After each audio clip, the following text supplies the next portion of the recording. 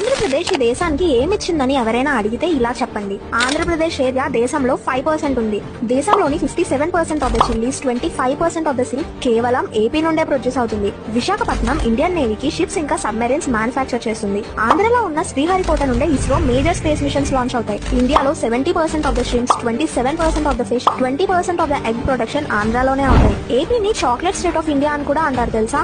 ఎందుకంటే దేశంలో 40% of the cocoa ఇక్కడ నుండే ప్రొడ్యూస్ అవుతుంది కాబట్టి. ఆంధ్రాని ఇండియా యొక్క రైస్ బౌల్ అని అనడంలో తప్పే లేదు.